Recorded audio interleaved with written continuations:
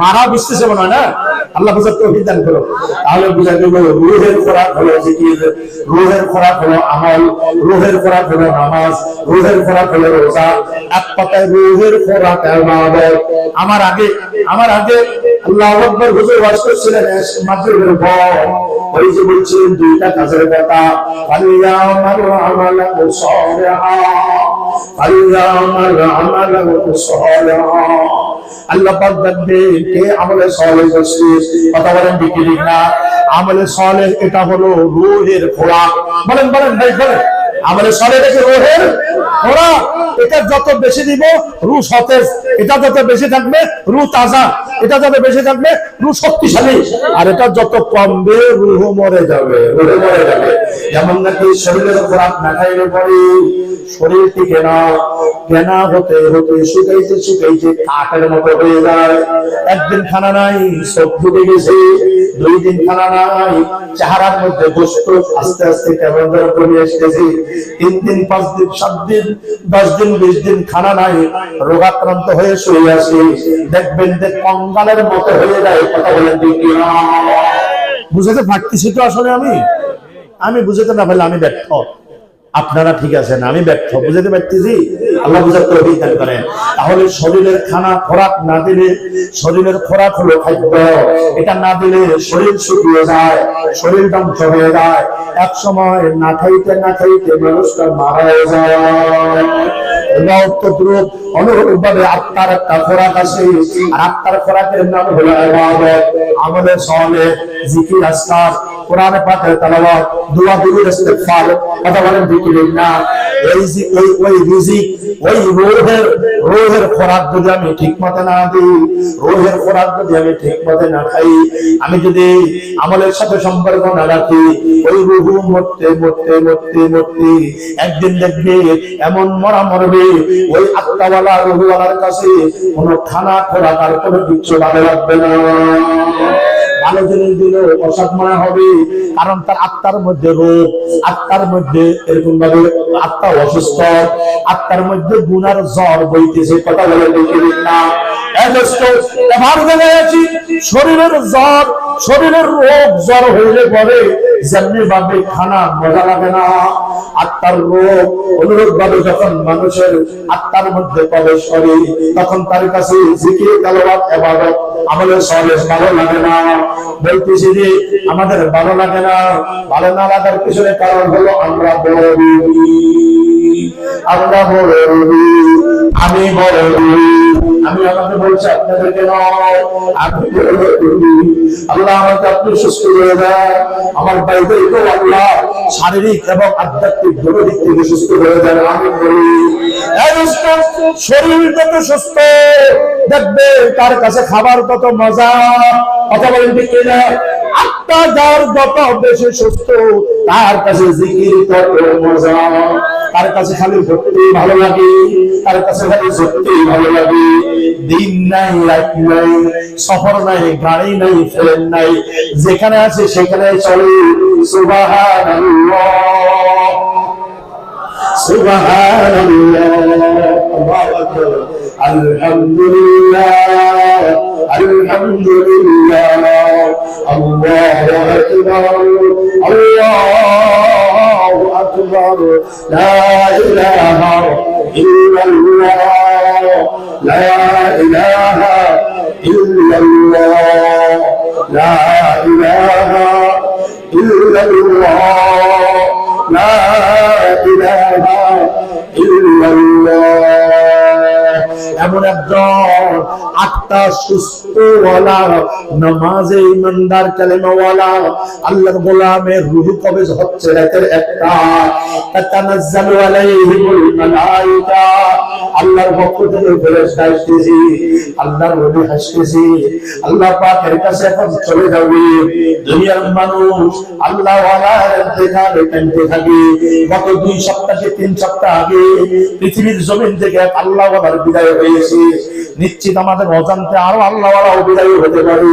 আমি একজন প্রসিদ্ধ পাকিস্তানের আল্লাহওয়ালার নাম আপনাদের বলি, হয়তো জীবনে কোনোদিন নামও শোনেন নাই।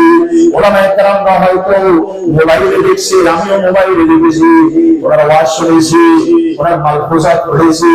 আল্লাহু আকবার কাবীরা।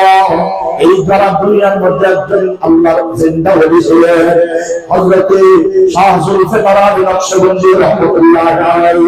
কত 3 সপ্তাহ আগে দামাত বরকাত আলিয়া বলতাম, আজকের দিনে রাহমাতুল্লাহ আলাইহি হয়তো আপনারা কেউ মনে হয় ওনার নাম শুনেন নাই। একটু নেটে সার্চ দিয়ে দেখবেন কেমন আল্লাহওয়ালা, চেহারাটা দেখলে মনে হয় যেন ফেরেশতা উঠছে।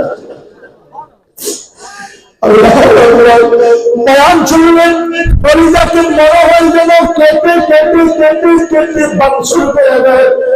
কি কথা আল্লাহ, কি আল্লাহ বান্দা জুলফিকার আলী নকশবন্দি রাহমাতুল্লাহ আলাইহি 60 বছরের মধ্যে ইন্তেকালের আগ পর্যন্ত 60 বছরের মধ্যে তাহাজ্জুদ ছাড়ে না। 60 বছরের তেলাওয়াত ছাড়ে নাই, 60 বছরের জিকির ছাড়ে নাই, 60 বছরের নামাজ জামাত ছাড়ে নাই, 60 বছরের সকালবেলা সূরা ইয়াসিন কাজা করে নাই, 60 বছরের রাতে সূরা মুলক কাজা করে নাই, 60 বছর জিন্দেগিতে আল্লাহু আকবার এমনকি দিবানিশি 24 ঘন্টা নবী পাকের উপর গুরুত্ব কোনদিন কাজা করে নাই। ওনার আমল ছিল কমপক্ষে দিনের বেলায় 2000 বার, রাতের বেলায় 2000 বার, শুধু অন্যান্য আমলের পাশাপাশি শুধু দুরূদ পড়তে সাল্লাল্লাহু আলাইহি ওয়া আলিহি ওয়া সাল্লাম, সাল্লাল্লাহু আলাইহি ওয়া আলিহি ওয়া সাল্লাম। আমি আপনাদের কয়টা বলবো, বলতে গেলে তো বহু বলা যাবে, বাকি বলাটা আমরা জেনে নেব। একটু লাইনে উঠাই দিলাম। এক কথায় দোস্ত, অলস হয়ে বসে থাকা যাবে না। তবে এই সব আমলগুলোর মধ্যে বাধা দেয় যে দুষ্টটা, সেই দুষ্টের নাম হলো মোবাইল। বলেন বলেন বলেন, আমাকে সুবহানাল্লাহ জপতে দিবে না, আমাকে খালি টাচের মধ্যে লাগায় রাখবে, আমাকে আলহামদুলিল্লাহ জপতে দিবে না, আমাকে বলবে কি সংবাদ আসছে একটু দেখো, আমাকে লা ইলাহা ইল্লাল্লাহ বলতে দিবে না, খালি বলবে এখন কি খবর আসছে দেখো, আমাকে জিকির করতে দিবে না, আমাকে সুবহানাল্লাহ ওয়া বিহামদিহি সুবহানাল্লাহিল আযীম বলতে সুযোগ দিবে না। ওই দুষ্ট মোবাইলটা ওই যার কাছে নাই, যে আমল করার সুযোগ পায়, আর ওই দুষ্টটা যার হাতে গেছে না, আমার দুষ্টকে দেখবেন আমলের বেলায় ইতিম বানায়া ফেলে। কথা বলেন ঠিক না? ইতিমের বাড়িতে যেমন নাকি অসহায় আর কান্না আর কান্না, বাবা মা উভয় দুনিয়া থেকে চলে গেছে, ইতিমকে রাখা গেছে, খালি কাঁদে আর কাঁদে, মাল সম্পদ নাই, আব্বা আম্মা বড় সম্পদ ছিল তারাও দুনিয়া থেকে চলে গেছে, এখন ইতিম বাচ্চা কান্না ছাড়া কি করবে? আমি বলে থাকি, এ দুষ্ট খবরদার সাবধান, এই দুষ্ট মোবাইল, বিশেষ করে টাচ মোবাইল, এই যার হাতে বসছে এরও আমাদের ইতিম বানায় ফেলবে। কথা বলেন ঠিক না? আল্লাহু আকবার। সারা দিনের মধ্যে একবার দুরূদ পড়ার সুযোগ দেয় না, মনেই থাকে না কিসের আবার সুযোগ, লা ইলাহা ইল্লাল্লাহ যখন সুযোগ হয় না, আল্লাহু আকবার, একটু 2 রাকাত নামাজ আল্লাহ পাকের দরবারে দোয়া করার সুযোগ হয় না, কোনো আমলের সুযোগ হয় না। সূরা ইয়াসিন কোন দিন পড়েছি ভুলে গেছি, ভুলেই তো যাব, এমন অস্ত্র আমার জালে ঢুকাইছি, এমন জিনিস আমার কাছে আনছি, এই জিনিস আমাকে মরণ পর্যন্ত সুযোগ দিবে না। কথা চিন্তা করেন না, সুযোগ দেয় নাই এমন না, মরণ পর্যন্ত সুযোগ দিবেও না। এখন বলবেন সুযোগ কি করা লাগবে? ওটাকে বাদ দিতে হবে, অথবা ব্যবহার করবেন, জায়গা বিশেষ ব্যবহার করবে, সময় সাপেক্ষে ব্যবহার করবে। আপনি অযথা বিন্দারি মোবাইলে দেখার কোনো দরকার নাই, আপনার অযথা ফাও কথা বলার কোনো দরকার নাই।